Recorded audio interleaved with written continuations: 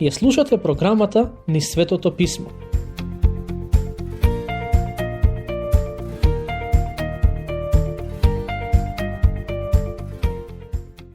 Во денешното проучување ќе обработиме глава 2 од прва книга Самуилова. Минатиот пат читавме за молитвата на Ана во која таа побара син од Бог. Додека народот бараше цар, Ана сакаше син. Бог им даде цар, а токму синот на Ана беше оној кој го назначи царот на таа позиција. Во претходното проучување спомнав дека има голема разлика помеѓу желбата на Ана и желбите на дел од жените на денешницата. Ана сакаше дете, а дел од жените денес кога ќе дознаат дека се бремени, кројат планови како да извршат абортус и да се ослободат од плодот во нивната утроба. Да, свесен сум дека има ситуации кога абортусот значи спас за животот на мајката, но таквите случаи се премногу ретки. Денес ќе обработиме глава 2, каде е запишана уште една од молитвите на Ана. Според мене, ова е една од најубавите молитви запишани во писмото. Ќе почнам со читање. Слушнете што пишува во стих 1. И се молеше Ана и велеше: ми се зарадува срцето мое во Господ, се возвиши силата моја преку мојот Бог. Широко се отвори устата моја против моите непријатели, зашто се радувам поради спасението од тебе. Очигледно е зошто Ана се радува. Бог ја услиши нејзината молитва и подари син. Кога вели спасение, Ана мисли на Божиот дар, поради кој таа нема веќе да биде исмевана од страна на својата соперничка. Како што кажав многу пати во оваа програма, за спасението можеме да зборуваме од три аспекти. Можеме да кажеме спасен сум, и тоа да се однесува на простувањето на гревовите и вечниот живот кој Отецот ни го дава преку Исус Христос. Самиот Исус рекол: вистина, вистина ви велам, кој го слуша словото мое и верува во оној кој ме пратил, има живот вечен и нема да дојде на суд, туку преминал од смрт во живот. Значи Бог не спасува од вината за гревот поради смртта на Христос. Во теологијата тоа се нарекува оправдување по вера. Второ, Бог не ослободил од силата на гревот и тоа се однесува на начинот на кој моментално го живееме животот. Бог ни дава сила да живееме во слобода и светост и да не се подчинуваме на грешната природа. Тоа е процес кој се нарекува осветување. Третото спасение е спасението од смртта која ќе се случи во иднина. Во 1 Јован 3:2 пишува: возлюбени, сега сме чеда Божие, но уште не се покаже што ќе бидеме. Знаеме само дека, кога ќе се покаже, ќе бидеме слични на Него, зашто ќе го видиме каков што е. Затоа велиме: спасен сум, се спасувам и ќе бидам спасен. Ана вели: се радувам во твоето спасение. Ке се сетите дека и Јона изјави: спасението е од Господ. И псалмистот исто така вели: спасението доаѓа само од Господ. Следејќи го примерот на овие важни ликови од Библијата, и ние можеме да изјавиме дека Господ е тој кој не спасува, доколку се надеваме на Него. Тој од нас не бара да го заслужиме тоа спасение, туку само да го побараме со вера, исто како и Ана. Ке го прочитам вториот стих. Никој не е така свет како Господ, зашто нема друг освен тебе и нема тврдина како нашиот Бог. Во Стариот Завет многу често ќе прочитате дека Бог е опишан како тврдина или како карпа. Тоа се зборови кои означуваат сигурност и цврстина. Во Новиот Завет пишува дека Христос е нашиот камен темелник, а и самиот тој рече дека е каменот темелник врз кој ќе биде изградена црквата. Тоа е карпата и тврдината на која се надеваше Ана. И тоа е карпата и тврдината на која можеме да се надеваме и ние. Стих 3. Не зборувајте повеќе толку горделиво. Зборови дрски нека не излегуваат од вашата уста. Зашто Господ е Бог на знаењето и постапките Негови се одмерени. Кога доаѓаме кај Бог во молитва, мора да бидеме внимателни, за да не се појави гордост во нашите срца. Тоа ќе биде нашиот камен за сопнување. Бог очекува да дојдеме пред Него со понизност и да признаеме дека не можеме, дека не знаеме и дека, иако не заслужуваме, сепак очекуваме решение и спас од Него. Некој пат луѓето велат: зошто Бог не ги слуша моите молитви? На таквите сакам да им поставам контрапрашање и да им речам: а зошто да ги слуша вашите молитви? Зарем мора да го направи тоа? Бог не мора да ги слуша нашите молитви, но одлучува да го прави тоа ако му пристапиме со вера и понизност. Стихови 4 и 5. Лакот на силните се прекршува, а слабите со сила се здобиваат. Сите работат за леп, а гладните почиваат. Дури и неплодната раѓа се думпати, а многодетната изнемоштува. Поентата на овој дел од молитвата е: Господ е тој кој дава живот. Во Јов 1.21 пишува: Господ дава и Господ зема, и тој навистина има право да го направи тоа кога сака. Со оглед на тоа што ние луѓето немаме авторитет да дадеме живот, тоа значи дека немаме авторитет и да го одземеме. Само Бог може да го стори тоа. Не само тоа, туку Бог и нема потреба да се извинува тогаш кога не го дава или кога го одзема животот. Зошто? Бидејќи ние живееме во Неговиот свет и ние сме Негови созданија. Бог ја води целата вселена на свој начин, а во Библијата пишува дека владее праведно.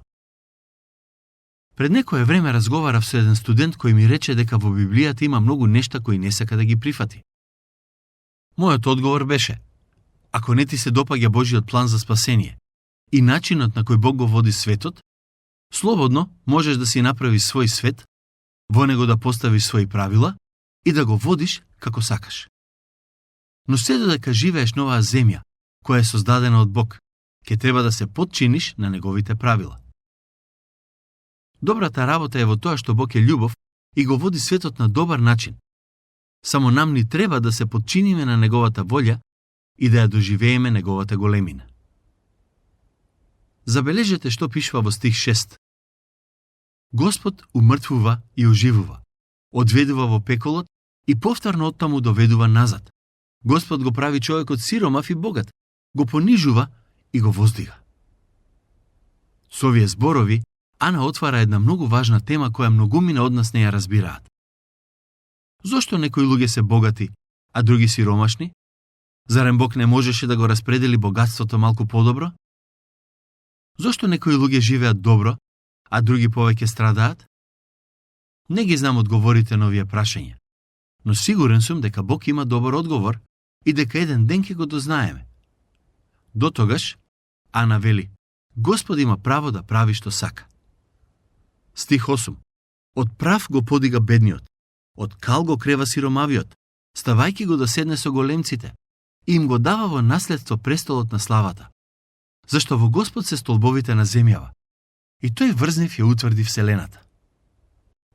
Ке го прочитам стих 9. Ги услишува молитвите на молителот и ги благословува деновите на праведниот. Зашто не е според силата човекот јак. Самите ние не можеме да направиме ништо за Бог, доколку се обидуваме да го сториме тоа со своји сили. Како што Ана го сфати тоа, така и ние треба да сме свесни за таа реалност. Ако му дозволиме на Светиот Дух да действува преку нас, тогаш ќе научиме да живееме според Божјата волја и во Божјата сила. Слушнете што пишува во стих 10. Ова е еден од најубавите стихови во писмото. Тука за прв пат се спомнува зборот Месија, односно помазаник. Господ ќе ги изнемошти оние што се препираат со него. Од небесата ќе згрми на нив. Господ ќе ги суди краиштата на земјата. Ќе му даде сила на својот цар и ќе ја возвиши моќта на помазаникот свој.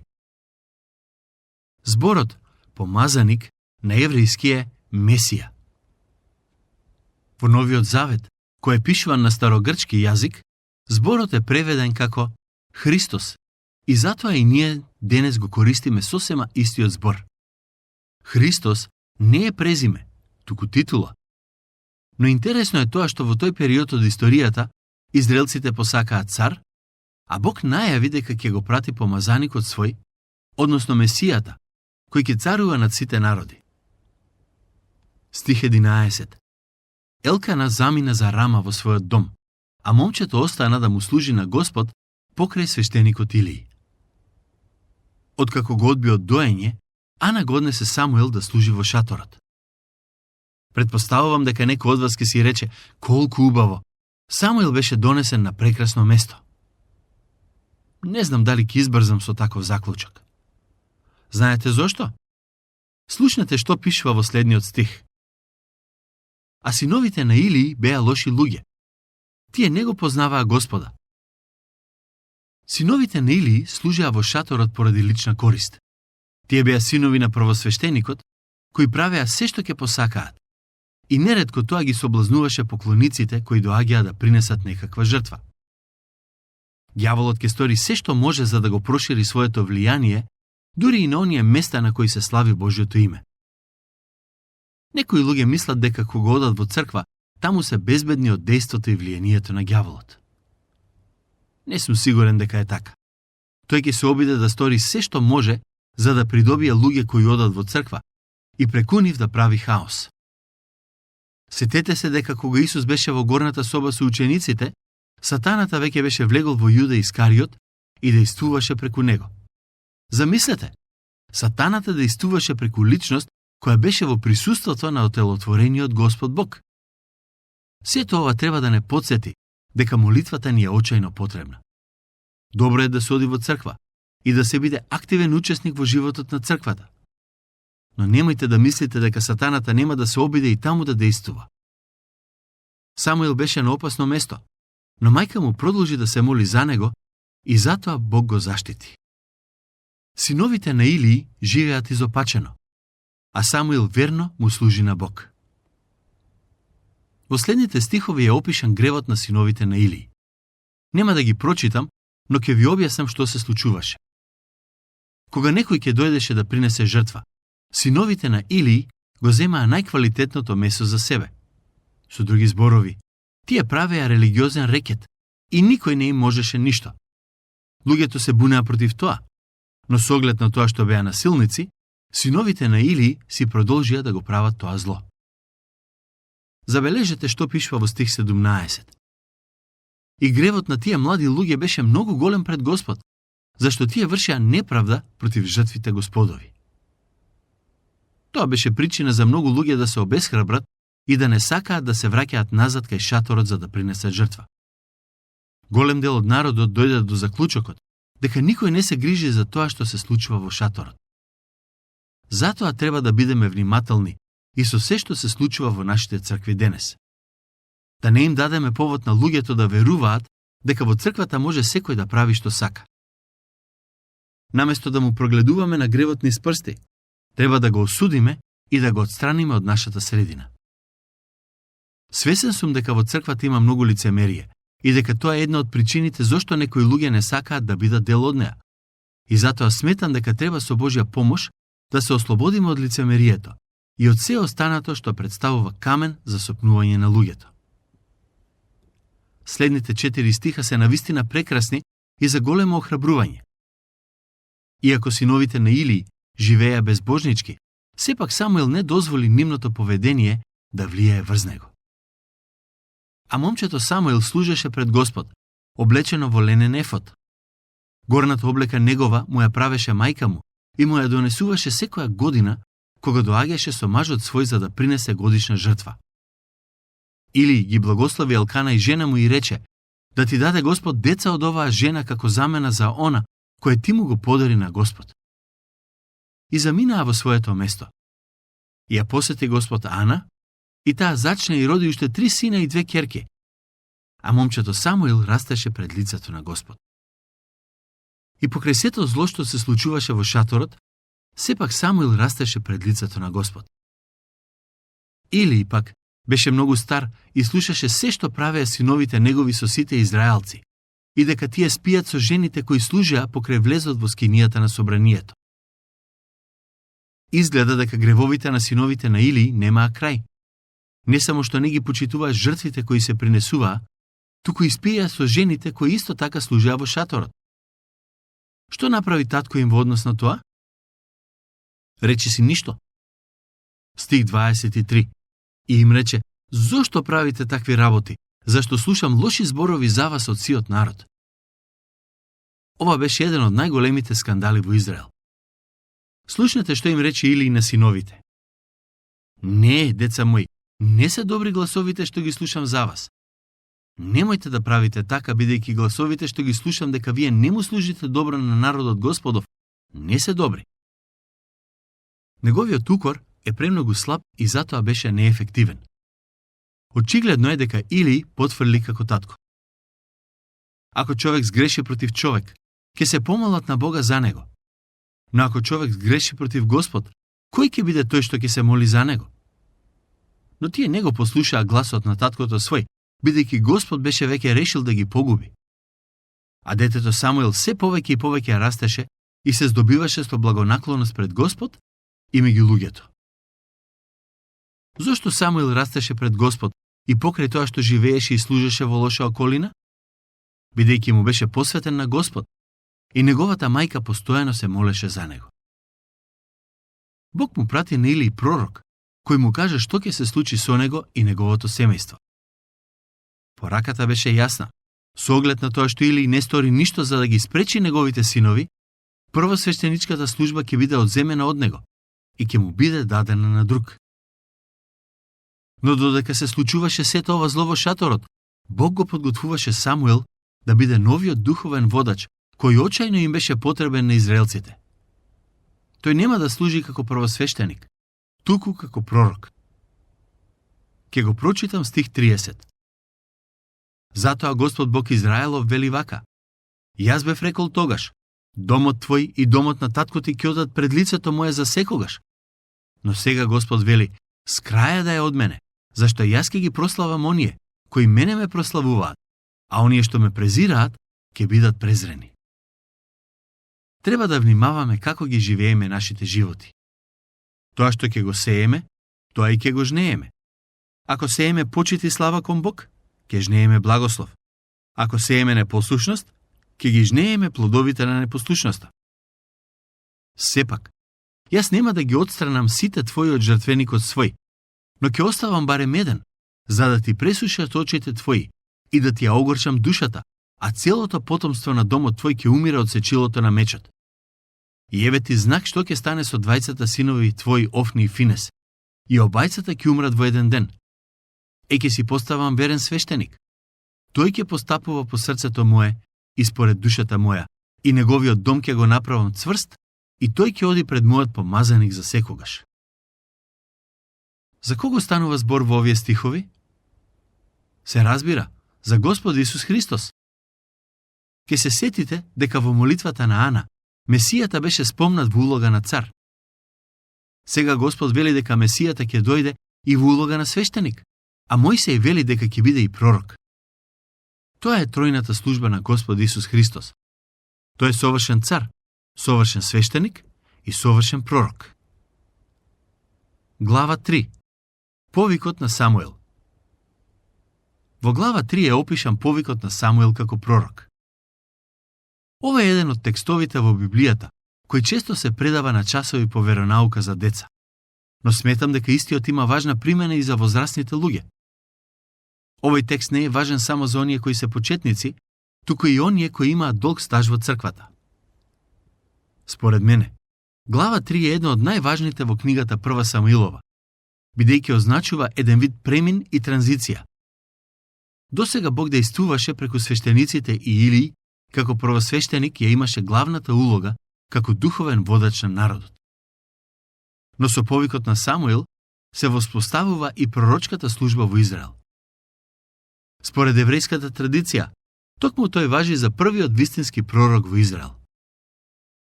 Слушнете што пишува во стих 20.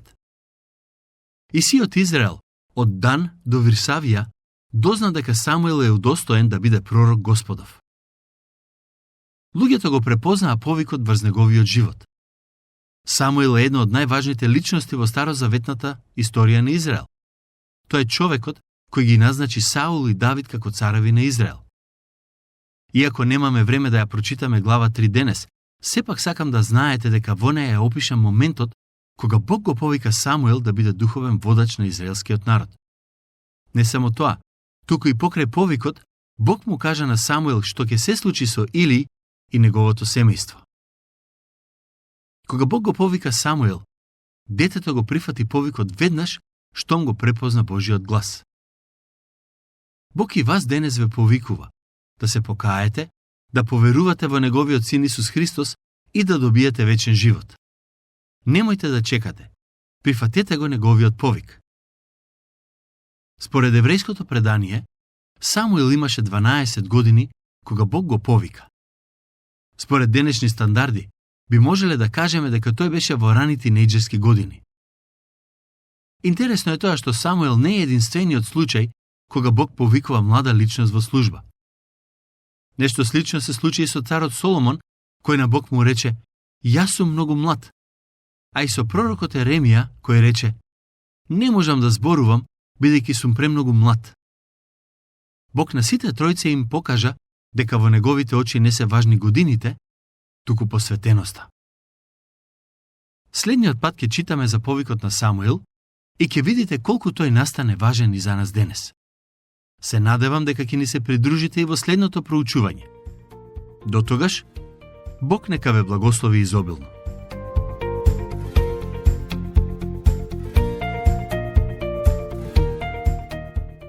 Слушнавте емисија од програмата Низ Светото Писмо.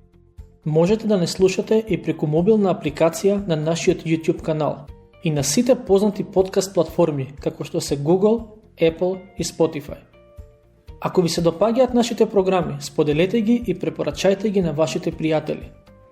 Бидете слободни да оставите свој коментар или да ни пишете на нашата имейл адреса nizsvetotopисmo@gmail.com. Следете ги нашите страни Низ Светото Писмо Македонија на Facebook и Instagram. Емисиите од оваа серија можете да ги најдете и на нашата веб страна ttb.twr.org.